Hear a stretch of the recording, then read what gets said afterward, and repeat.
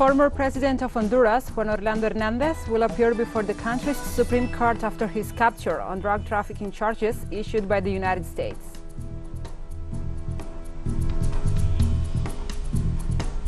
Brazilian President Jair Bolsonaro met his Russian counterpart Vladimir Putin in Moscow to discuss bilateral relations.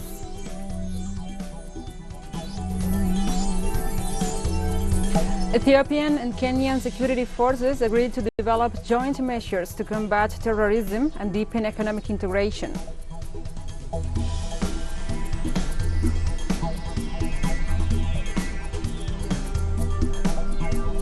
From the headquarters of Telesur English in Havana, Cuba, this is From the South. I'm your anchor, Gladys Quesada, and these are the news. The former president of Honduras, Juan Orlando Hernandez, just arrived at the Supreme Court of Justice facilities of that Central American nation after his capture on drug trafficking charges issued by the United States.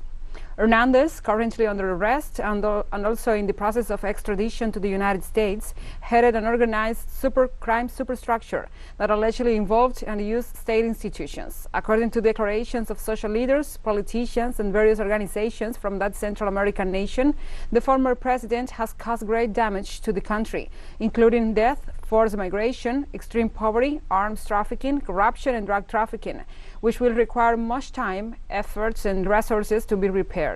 The U.S. justice system has linked Hernandez, who governed the country between 2014 and 2022, with drug trafficking crimes, the same crime for which his brother, Tony Hernandez, has been facing a life sentence since 2018.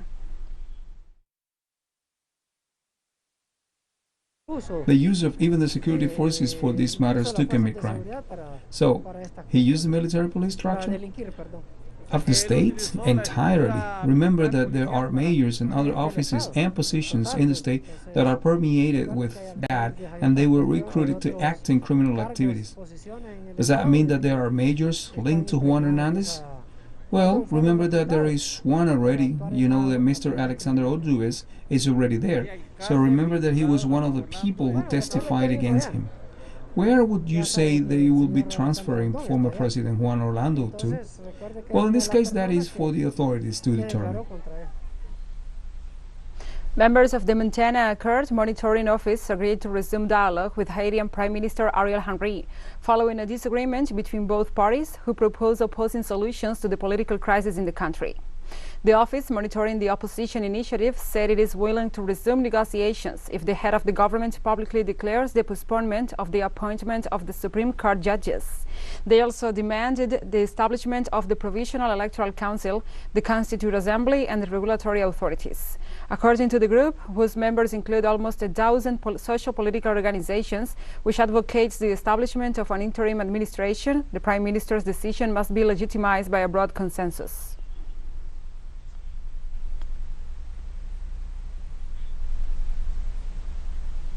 The Deputy Secretary General of the United Nations, Amina Mohammed, visited Port-au-Prince in Haiti to participate in an international event for the financing of the reconstruction of the country's southern peninsula, following the August 2021 earthquake.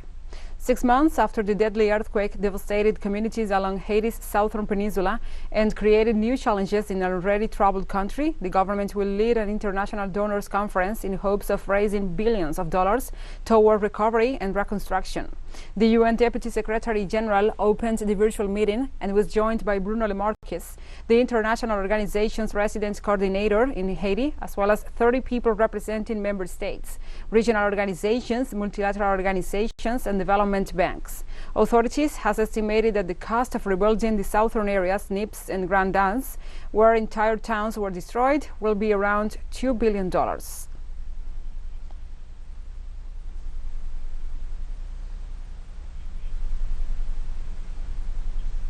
The Association of Peruvian Women Affected by Forced Sterilization submitted their claim of a full compensation for the damage suffered during those processes to a United Nations committee. The association presented all the demands against the Fujimori government in a session of the UN Committee on the Elimination of Discrimination Against Women. The leaders denounced the state for not paying attention to the victims of forced sterilization who have been demanding justice and reparation for 55 years. A spokesperson for the organization, Maria Esther Mogollón, reaffirmed that the victims' struggle for truth and justice has been going on for so far too long, and the previous governments have turned their backs on them. She also recalled that the physical and mental damage they have suffered is beyond repair.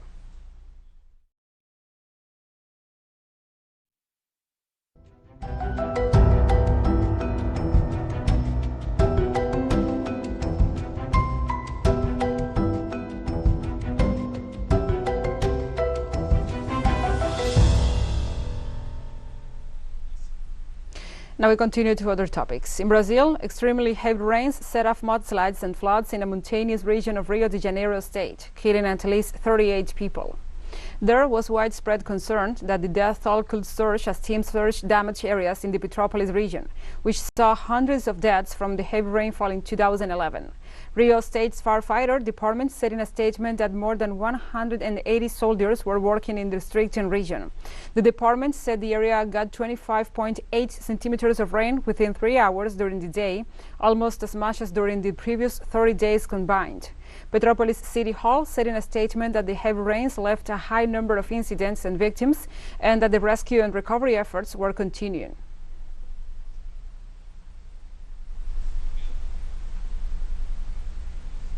A powerful 6.8 magnitude earthquake hit Guatemala, with no reports of possible casualties or damage so far. The National Institute for Seismology, Volcanology, Meteorology and Hydrology reported the epicenter was located 54 kilometers from the city of Mazatenango and 84 kilometers from the city of Escuintla at the depth of 36 kilometers. Based on the preliminary seismic data from European Mediterranean Seismological Center, the quake was widely felt by almost everyone in the area of the epicenter, and moderate shaking occurred in cities like Pueblo Nuevo, Mazatenango, Nuevo San Carlos and San Pablo Jocopilas.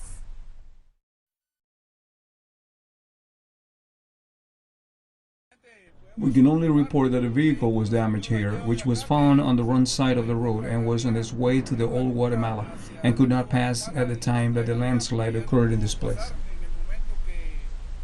The oil spill that affects a part of the Peruvian coastline continues to cause a stir, as the United Nations organization has qualified it as the worst ecological disaster in the history of that nation. Precisely this Monday, Peru could sanction the company Repsol with $80 million. On Tuesday, the Peruvian Environment Minister Modesto Montoya announced that the process to impose sanctions against the Repsol Corporation has started because of the infringement of remediation actions after the oil spill across the Peruvian coast. The minister stated that sanctions could reach an estimated amount of $80 million. They have not complied with the cleanup requirements, with the recovery of the affected areas, and with the deadlines that have been set, Montoya said to the press. It is estimated that Repsol spilled more than 11,000 barrels of crude oil at La Pampilla Maritime Terminal.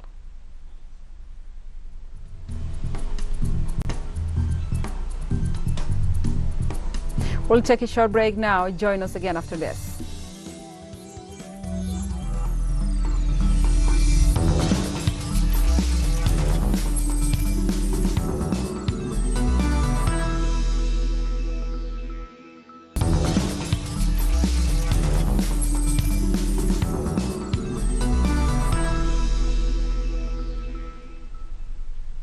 Welcome back to From the South.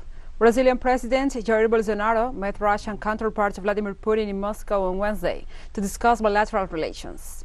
The presidents met while the country's foreign and defense ministers also held talks. Bolsonaro's focus is in bilateral trade, as Russia is a key source of fertilizers for South America's agricultural powerhouse. The high-level meeting occurs amid regional tensions heightened by the U.S. and the Western propaganda about an alleged Russian invasion to Ukraine.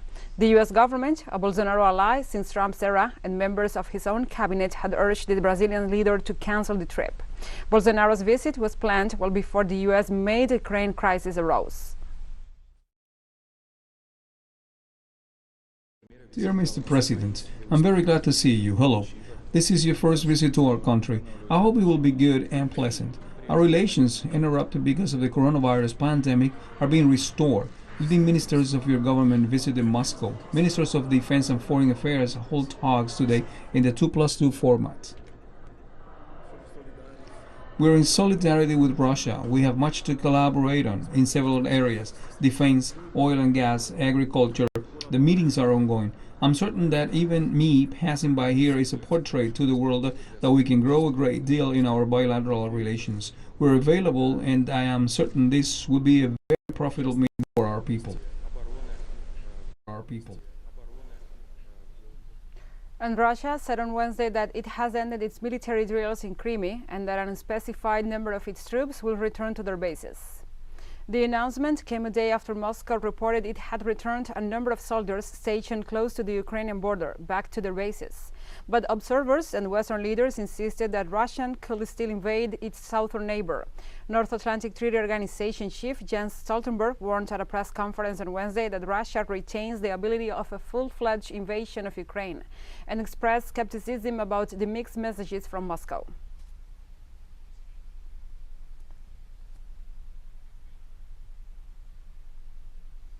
Contradictions between the different offices in Washington and Kiev continue as the Ukrainian defense minister said on Tuesday that he does not see a possible offensive against his country from Belarusian territory. A few hours after senior officials in Joe Biden's government, including himself, claimed that despite the return of Russian troops to their bases, there was no guarantee that an attack will not take place, given that exercises with Belarus are still continuing. Alexander Reznikov, the Ukrainian defense minister, declared that he did not consider such a scenario possible. On the other hand, the Ukrainian minister revealed that he had a conversation with his Belarusian counterpart, Viktor Krenin, who emphasized to him that there was no risk of hostile action against the territory.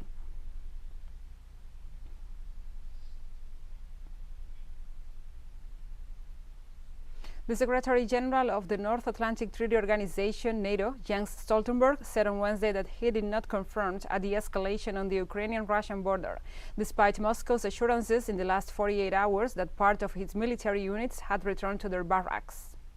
On Wednesday, the troops that were training in Crimea began to return to their bases, and on Tuesday, those that were stationed on the border with Ukraine did so.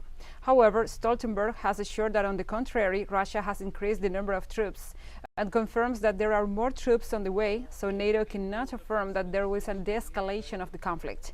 The NATO secretary also said that it remains to be seen if there is a de-escalation. We are following it very closely, he said.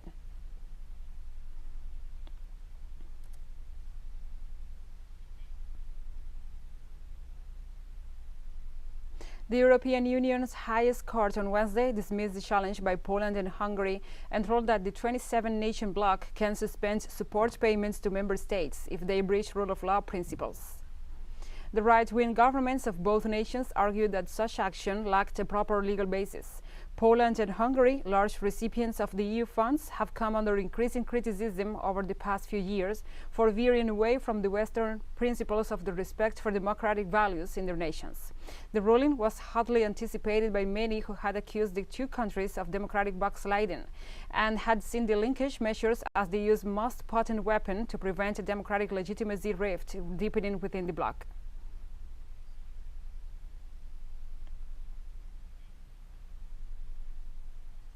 At least 10 fishermen died and 11 others were missing on Tuesday after a trawler from Spain sank in rough seas off eastern Canada, with poor weather reducing chances of finding more survivors.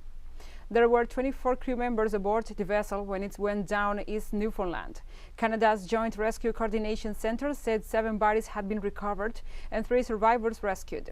Weather conditions, including heavy seas, fierce winds, and reduced visibility, were complicating the search for survivors, with the arrival of nightfall and dropping temperatures in the cold North Atlantic only reducing the chances of finding more crew members alive.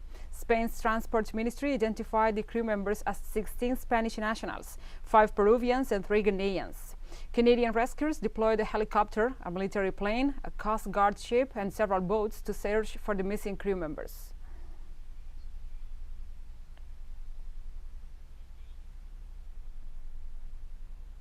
Foreign Ministry spokesperson Wang Wenbin said on Wednesday that China and Pacific Island countries have been sharing will and woe with mutual assistance. Therefore, remarks that sow discord between them have no audience.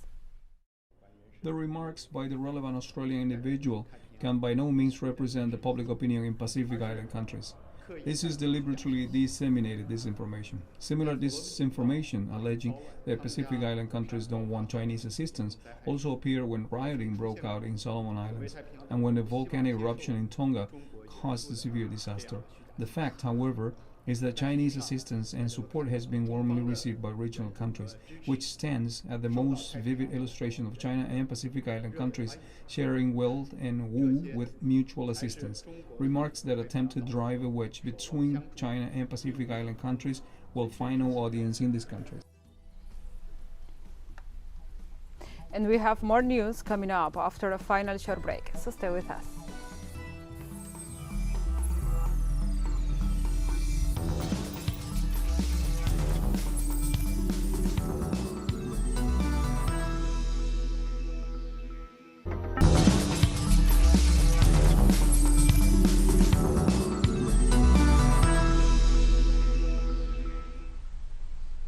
Welcome back to From the South. Ethiopian and Kenyan security forces agreed to develop joint measures to combat terrorism and deepen economic integration. The head of the police forces of the two countries held talks during a meeting that took place on Tuesday in Addis Ababa, Ethiopia's capital. During the meeting, they agreed to sign a memorandum of understanding to conduct joint operations and exchange information to combat the Ethiopian rebel group Oromo Liberation Army, which operates on the border between the two countries, and the Somali jihadist group Al-Shabaab, which often commits attacks in Kenyan territory. Both sides also agreed to work together to prevent cross-border crime that has so far resulted in extreme poverty and ethnic violence in at least 800 kilometers of the area.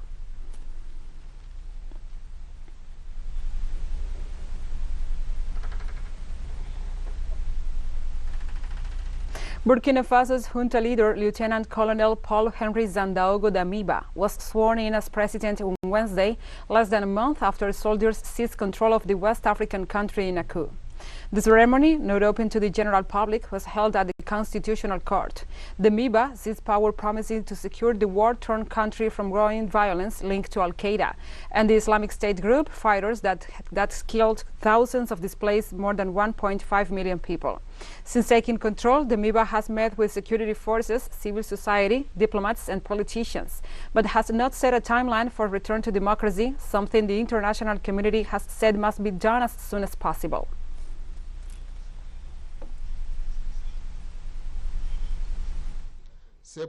That is why this difficult moment must constitute for us, the people of Burkina Faso, a step to raise us up towards better horizons. To get there, we must take note of the sacrifices that have been made. The patriotic movement for safeguard and restoration is more a deep, transformative and positive project which consists of a return to fundamentals, to rediscover our values and places them at the center of our actions. This seems to me a basis. Far from being a grand theory, it involves incorporating into our everyday behavior, whatever our origins, our professions, our responsibilities, our social reality, the value of integrity for which this country is renowned. Security officials in Somalia said on Wednesday that Al-Shabaab militants launched simultaneous attacks on police stations around the country's capital, killing 2 girls and wounded over a dozen people.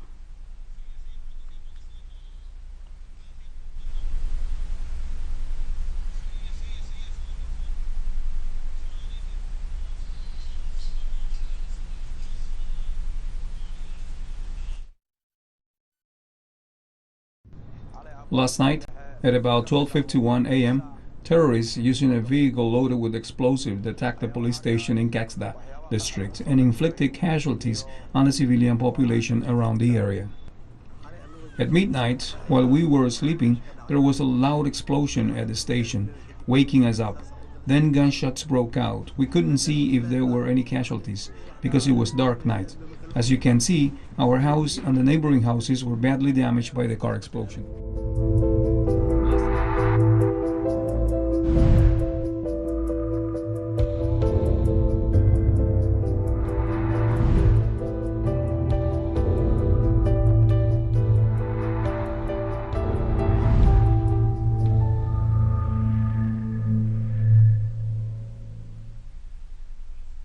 Now we move on to other topics. New Zealand COVID-19 infections reached a record high on Wednesday as anti-vaccine protesters claimed victory after police failed to clear vehicles blocking the streets around Parliament. Health authorities reported more than 1,000 new coronavirus cases, the most since the pandemic began, as the Omicron variant continues to spread in a country that was largely virus-free until August. While there had only been 53 virus deaths in the nation of 5 million, some protesters have taken to the streets railing against COVID-19 related restrictions and a government vaccination drive. Demonstrators, inspired by Canada's Freedom Convoy, jammed roads with cars, trucks and camper vans. Last week, then set up a camp on the lawns of the Parliament in the capital Wellington.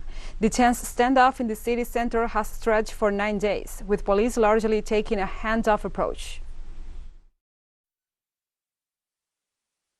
I don't think people are going to go anywhere. I think too many people have lost too much and they don't have anything left to lose. It's just normal people who've lost jobs, who want to contribute to society, who want to be part of the fabric of New Zealand. Okay, we're fighting those mandates. It's destroyed our family in the sense that out of 12 of our members of our family, there's only 3 of us unvaxxed. And it's caused a major division between us. We can't even visit each other anymore. I don't think people... And we have come to the end of this news brief. But remember, you can find this and many other stories on our website at telesurenglish.net. And also, if you feel so inclined, please join us on social media. We are on Facebook, Twitter, Instagram and Telegram. For Telesur English, I'm Gladys Quesada. Thank you for watching.